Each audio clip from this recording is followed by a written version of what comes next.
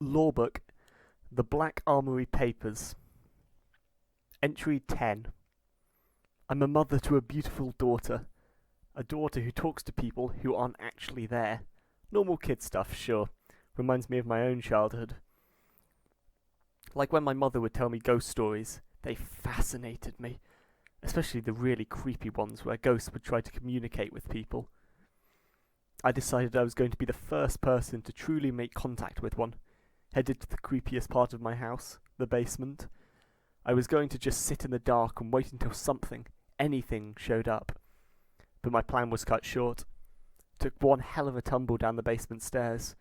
Many bruises and a broken arm later, my mother reminded me that ghosts weren't real, that I should stick to what I could see in front of me. But sometimes you just want to believe in a thing, you know? Because what if it is real? What if this big, beautiful universe we barely know is much stranger and more complicated than any of us realise? Shouldn't we want to look beyond what we can see with our eyes? I mean, a gigantic ominous ball floats in the sky over other planets and terraforms them. Stranger things haven't happened. If something like the Traveller exists, doesn't it stand to reason that there's more out there that we don't know? So many people treat the Traveller like it's not this completely alien thing that we still know nearly nothing about. Sure, we've benefited from it immensely, but so many people around the world put their blind trust in it, their faith even, to a fault, a huge one. We've let ourselves become hypnotised by the Traveller into thinking we're all safe. We've let ourselves become naive about the world around us. We've let our guard down on a personal level, all in the name of achieving world peace, and all, we claim, because the Traveller inspired us to do so. We're comfortable, complacent, unprepared for the next time fate tells us to wash it all away. And make no mistake, it will. My daughter's not old enough yet to comprehend the Traveller, but she is impressionable enough to become weakened by it like the rest of society, should I let her. I will not let her. Entry 25. We are not alone with the Traveller. Something else has been detected out there, an anomaly of sorts. I'm lucky to have friends in informative places who tell me these things. They don't know what it is, but there is something. Could be another Traveller, could just be a wonky radio wave, or could be something really bad. On the off chance it is something to be concerned about, shouldn't we be prepared to deal with it head on before it arrives? But how are we supposed to do that when the means to defend ourselves are not in the people's hands anymore? Don't get me wrong, it's not like I don't understand those decisions. They make sense, but having a child changes your perspective on life. I won't feel comfortable unless I am the one doing something to protect my family. I can't be the only one. No more sitting around thinking someone or something else will do it for us. I will handle it. And I won't do it alone. I know just the right people who would appreciate the opportunity to be a part of something like this. Something that the powers that be would never sanction. But like I've said in the past, we don't know what else is out there in the universe. What we, or our children, or our children's children, might have to face one day. We will be prepared. Entry 37. So this is what success looks like. We three, putting a stake in the ground for what we believe in. Some may disagree with what we're doing. I don't care. We have to champion all that we hold dear. Who we are, our values, our cultures, all that we believe in as human beings. This is why we founded the Black Armory. Our works, they're beautiful, all of them, finely crafted, made from the strongest of materials, durable, accurate. It took me some time to create our first few designs, but I wanted to get them right, make them distinct to reflect who we are. Mothers, fathers, sons, daughters, friends, lovers. If the day comes that we need to wield these weapons against, I don't even know what, they'll be there to remind us what we are fighting for, what we are defending, where we come from. I am so lucky to have found Helga and Yuki, my co-founders, who share these feelings so deeply. The Black Armory owes its continued success to them. I am in awe. Helga's formerly from Clovis Bray. She handles the business side of things. Yuki's our resident engineer, handles the science and mechanics of it all. Every day I get to admire these women and everything they do right. They put so much of themselves into our work, their soul, their heritage, and they do it all for the cause. We've become one big family. I couldn't be happier. Entry 41. Our forge is up and running. The first of its kind. This is momentous for us, for the Black Armory. I should be thrilled. Should being the key word here. But I didn't ask to build a mobile weapon factory. I didn't come up with the idea. Helga and Yuki did. Suffice it to say, lately we haven't been agreeing on things as much as we used to. With the anomaly, they believe now more than ever that we need our work out there. Easily accessible in the moment, they said. In much greater number, they said. We're growing fast. Too fast. Which means mass production, which in turn means less control over our work. How it's distributed, who it's distributed to, etc. It means more weapons to defend ourselves, yes, but not in every single person's hands. That was not my vision. Power without control leads to chaos. It's a give and take. And nothing says less control quite like placing portable weapon printers all around the world. Hell, they're even discussing putting them on other planets. I guess I always thought this operation would stay more intimate, more focused. I know that Helga and Yuki are just looking out for the armory's best interests. Helga's always reminding us, obnoxiously I might add, that until the little green aliens invade, this is as much a business as a cause. So I signed off on it. Helga can keep being the semi-cruel one around here. I'll just work harder to preserve our heart. Entry 50. Today I gave Helga a piece of my mind. She came to me with another opportunity for the armory. Another chance to increase our production. But this project is really crossing a line for me. Exos. I never liked the idea of them in the first place. They're not humans. They don't have a soul. They're nothing but the experiments of humans playing God. Since when has that gone well? If one day they decide they don't like the rest of us, what recourse do we have? It'll be slaughter. Thinking about combining that technology with ours makes me sick. Helga knew how I would feel about this. She absolutely knew. And yet she brought it to me anyway. She even brought up Titan again. They're talking about a potential evacuation. People will need more protection. Will need protection more than ever, she said. This is the logical next step. Yuki tried to play both sides as usual. She means well. Always getting between me and Helga when things start to get ugly.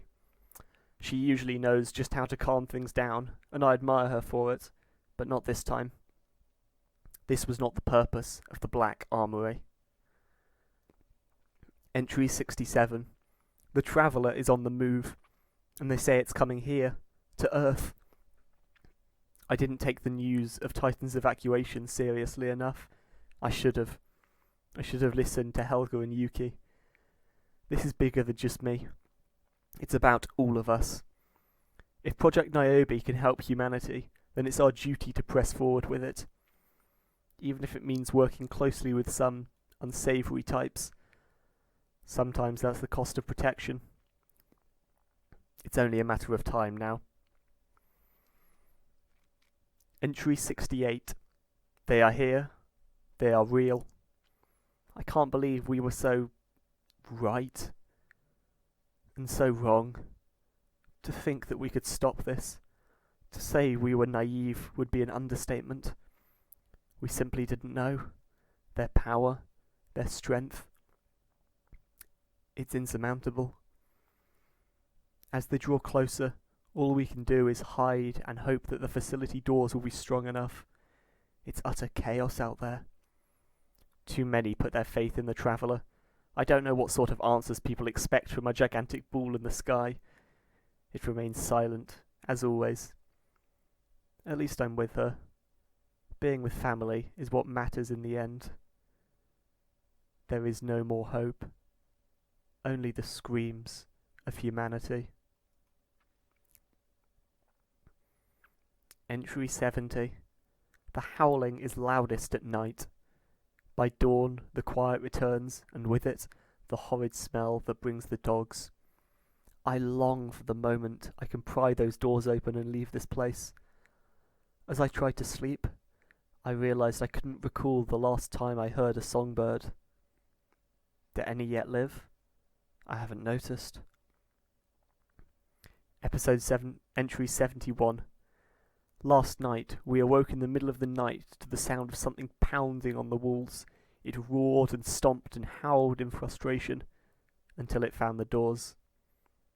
They didn't hold. I never saw it. We were too occupied blindly firing around a corner.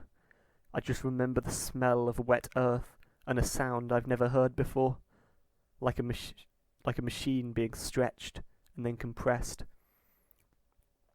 When it was over, we'd lost members of our Black Armory family, and the thing, whatever it was, got away. I lost one of my sisters, Helga. We had our problems, but she was right about so many things. I know that now. I wish I could have told her. Entry 72. My daughter was injured during the attack. She's unconscious. I can't.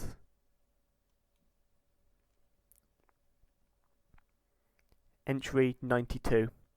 This whole thing was supposed to be about life, and here I stand, not by choice, looking out into the void. Only death stares back. I'm told to hold my emotions inside, to be strong. But how? Under these circumstances, who in their right mind could do that? I'm told this is bigger than me, that I'm not allowed to forget that. Again, who in their right mind could do that? Who in their right mind? Their right mind. Maybe that's it. Why I'm considering this. In all my desperation, I'm not really in my right mind. This whole thing was about life. It still is. It has to be. So, I'll do it. I have to do it. I have to. For her. Entry 93. Yuki is in the lab. It's happening right now. My anxiety is out of control. The universe is getting smaller every day as humanity is dismantled piece by piece. If we don't stop the bleeding, what will become of us? In the end, all my reservations about manufacturing guns are gone. We have no other choice. It's so important the Black Armory must succeed. And yet, I awoke this morning with a truly selfish thought in my head. What if I turned and ran? Yuki could take the reins. Or whoever. Let someone else carry on. Then I had some coffee. Cried a little. But I'm done wallowing in self-pity now. Too much is at stake. I hope everything goes well. Rushing the process might not have been a good idea. This sort of thing has never been done here on Earth. We're definitely not going to be able to call Clovis Bray in case of hiccups. My life's work is in Yuki's hands now. I'm exhausted. I'd like to hear the birds sing again. I hope they escaped. Entry 94. I sealed that damaged entry as best I could. The busy work helped me ignore what was happening in the lab. What's still happening. But we can't stay here. They're going to attack again, and this time we won't make it. There's no time to finish the process in the labs. We'll have to do it from the road. We leave at dawn. Entry 95. I buried her remains this morning. Yuki and I had a short ceremony. No time to look back. We have to leave. Entry 99. It's noon and the trucks are finally loaded. A late start. Dead crows on the ground this morning. A bad omen. Only Yuki, myself, and 3 more of our Black Armory family remain. Well, the 5 of us and the EXO. I only caught a glimpse of her so far. So much is riding on that metal and synth body. We woke her today. I can't look her in the eye. The birds are missing from the sky. We're going to head to the airport, then try to pick the safest destination. I was the last one out of the lab. I wonder if I'll ever see it again. Entry 100. The EXO has so many questions for me. I have some time for her too, but our current situation isn't the time or the place. We took fire on the road this afternoon. Fortunately, they were not as heavily armed as we were. My fears of putting weapons in the hands of everyone have become true. Humans just can't be trusted. We have the same enemies, you idiots! Even as the bones of civilization are picked clean, we continue to fight one another. Entry 101. Trucks are stuck. We may need to proceed on foot. Travellers are heading in the opposite direction now. I'm questioning my decision to abandon the lab. It's just one of many decisions I'd like to have back. Entry 104. Well, today was horrible. We had some downtime, so Yuki wanted to test the EXO's new functionality. This was the entire purpose of the EXO in the first place. Project Niobe, Helga's great experiment to make our weapons more deadly through a sort of on-the-spot phase transition of the guns. In other words, a walking, talking forge. Years ago, it was just an idea. Now, it's a reality. Seeing the EXO discover her ability was, well, thrilling. It was nice to feel something other than dread for a few minutes. And a few minutes was about all we got. We were sloppy. While the EXO practiced using her ability, we were ambushed by... I don't even know what they were. They were definitely not regular humans. They had abilities that the rest of us don't. We took one down, we thought, but then his little red drone lit up and he was on his feet again. We kept firing. They didn't expect to run into an armory on foot, so they ran. But not before killing some of us and wounding Yuki. She promises I'm still stuck with her, though. I'd be lost without her. Entry 105. We travelled all night to put as much distance between us and our attacker as possible. The EXO is carrying Yuki now. It's clear she doesn't have long. She's asked me to leave her behind. This family is all we have left. We will do no such thing. Entry 108. Yuki is dead. It didn't happen like I thought it would. One of the men who attacked us returned, this time with an offer. He wanted the EXO. He had seen what she was capable of back at the truck, how she turned our weapons into something even more deadly with nothing but her hands. The EXO stood, willing to sacrifice herself for us. I was horrified, but before I could say anything, Yuki lied and said she had the obsidian accelerator, that it was in her backpack. The man approached her cautiously as she quickly looked at me. That one last look. The same one that had calmed me down so many times. She reached for the backpack as the man drew near. The EXO grabbed me and gave me cover as the grenade exploded, shielding me from the flaming shrapnel. Then she helped me up and we ran. I looked back once.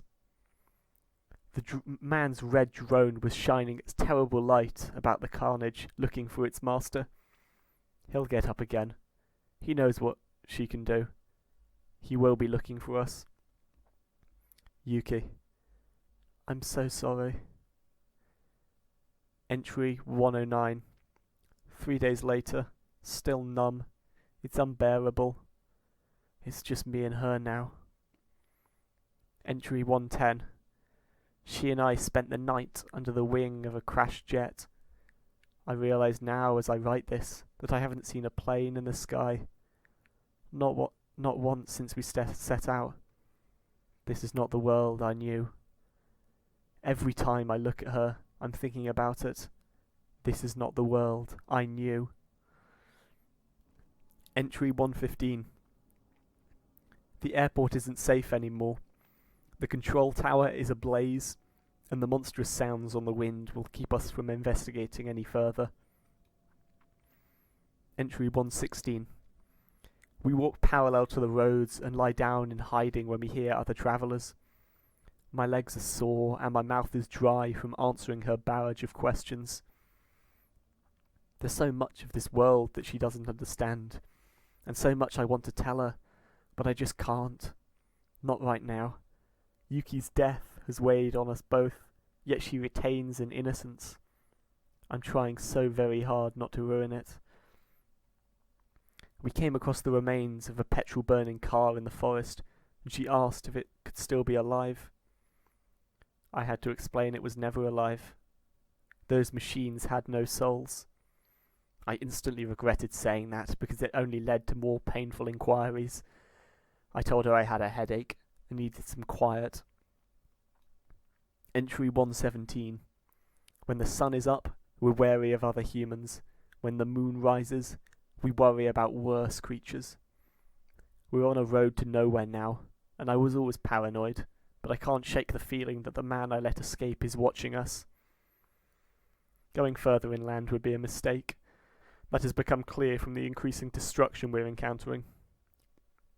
I'm hopeful that if we can make it south to the Mediterranean Sea, even if it means going through the Alps, we might be able to find a small boat. An island sounds perfect, and I think Corsica should be the end goal.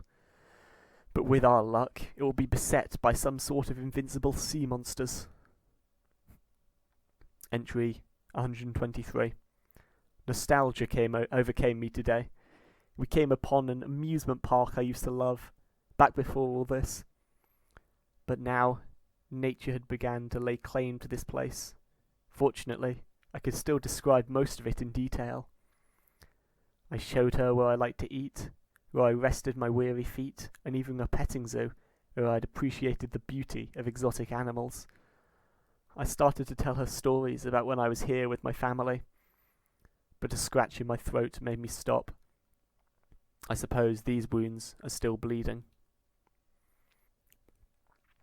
Entry 142. My head has been down as I walk through this new world with such an inquisitive young soul. Her gaze is often to the sky, and today we were rewarded with our first living creature in a while. A butterfly. She was lost in its beauty. The wings fluttered past her bright eyes, and this wreck of a world fell away. It reminded me of Hugo's Ver Novo. Reciting poetry in this devastated world felt cathartic. I told her that she has so much in common with this beautiful winged creature. Butterflies start as so much less and make themselves something more. Perhaps if either of us had any tears, we would have cried. Entry 143. I thought I saw one of those small drones pass over us today. We were picking berries and watching out for more butterflies when I thought I caught a glimpse of the damned thing. I made her promise. No matter what happens, if they catch you, you must not trust them. Not ever. Entry 144. These are difficult days and nights. It's slow travelling off the roads, and we're on each other's nerves now. She observed that the other people from the Black Armory were nicer. I snapped at her, but she's right. At least these days anyway. The barrage of questions continues. She wants to know why she's special, why we needed her here, where she comes from. I still can't muster up the answers. I find it easier to bury my face in this journal or pretend to be asleep than to face her questions. We're still quite a ways from the shore. Entry 150. I put this journal aside for a long time. I've been too tired to write in it. My clothes are looser, and she is concerned that I'm shedding mass. This is not how I ever wanted to get to know her. At night, I started singing to myself to calm my nerves. She paid rapt attention and shortly asked me to teach her the song Le Temps de Série. She asked how I know it, but I'm in no condition to talk about him. It's just an old family tradition, I tell her. Is it lying? I wonder if it really matters now. Entry 151. I tried to answer some of her questions about the Black Armory, about life before the end, about what I believed in, about what makes us who we are, about what makes her who she is. If you don't know where you come from, how can you know who you are? Our past defines us more than we are willing to admit. All this, all that is lost, I'm telling her that she should care for it all. Our past is precious and needs to be remembered. I tell her this, realizing that I'm the one holding back. I'm the one keeping secrets. I'm the hypocrite. Stopped me from being able to even look at her. Someday, probably soon, she'll be the only life our legacy has left. Maybe one day I won't be such a coward. Maybe then I'll tell her everything. Entry 157. We've arrived at the shoreline. There's a small organised camp here.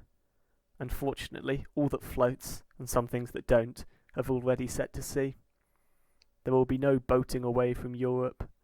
Corsica is off the list for now. Entry 158. I've had an anxiety attack. A woman with a drone has shown up at camp. She appears to be the law and order here. She made a point of being impressed with our charged Black Armory weapons. Does she have good taste, or does she know more than she lets on? We can't take the risk. We have to leave soon. Entry 159. Today, some young children and their parents asked if Ada wouldn't mind holding their hands and talking to them. Apparently, this is their first encounter with an exo. She takes to them with ease, makes them feel comfortable like it's nothing. Her innocence shines. She has such a good heart. She enjoys playing with the children. She's quite good at hide and seek, a skill I'm more than happy to let her hone. The children love her playfulness.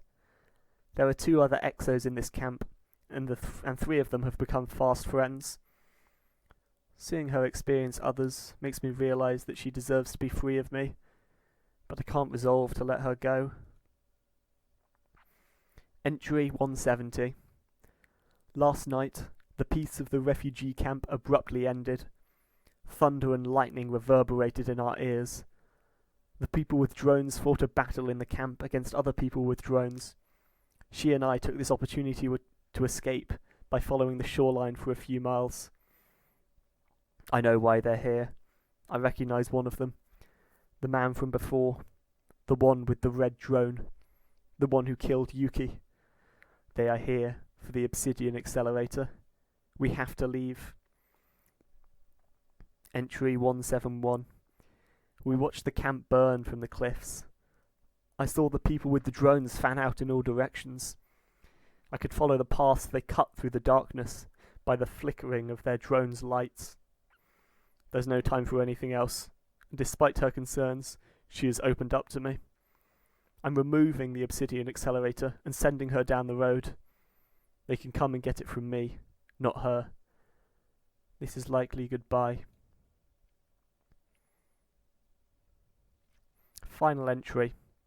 Dear Adelaide, when those people and their drones found me alone at that deserted intersection, they demanded to know where you were. I offered them the obsidian accelerator. I gave it freely. You promised you would leave me, and you did. But you never said how far you would go, did you? You stayed close enough to watch through your scope. As the man took aim at my head, I heard the shot and assumed I was dead. But it was him who was dead, not me. You were so far that none of us knew where to look. The second man winged me with one of our own weapons. He began to gloat about that, but another round from you shut him up. 2 more thunderous shots, and their drones were as dead as they were. I saw the glare from your scope disappear, and I knew you were heading away. I know you must feel guilty, but don't. It was I who wronged you. I grabbed the accelerator and got as far from the shouts of the aggressors as I could. They've been on my tail. By now you're long gone, and I've led those people back inland. But I'm done running. The end of my story is close, as it probably should be. So I guess it's time to tell you a few things about, well, you. The end of your life should have followed its natural trajectory. I'm ashamed I changed it for selfish reasons. Does the name Adelaide bring you any flicker of recognition? It is your birth name, and you heard it every day of your life, until the day I sent you without your consent into a new world. You became Ada 1 when I robbed you of your end.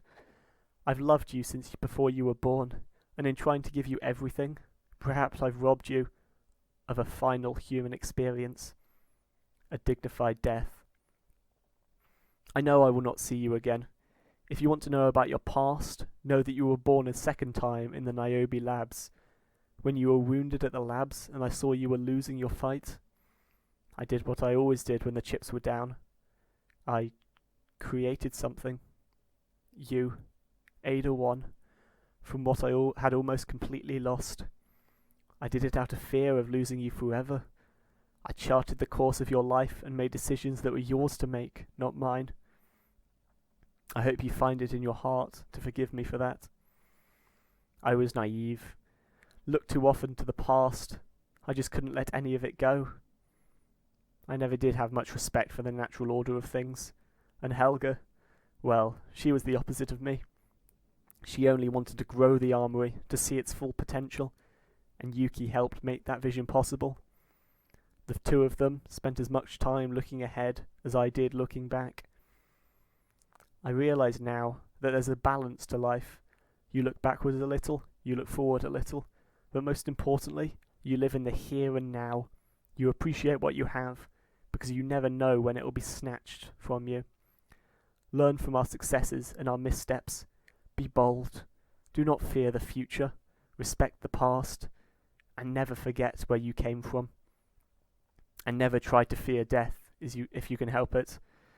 I know I don't anymore. You know what's funny? I never considered how lucky I was for the time we had together. The envy of all the mothers who ever lived. I got to love you twice. Your mother, Henriette. And that's the end of the Black Armory Papers. Thank you all for listening.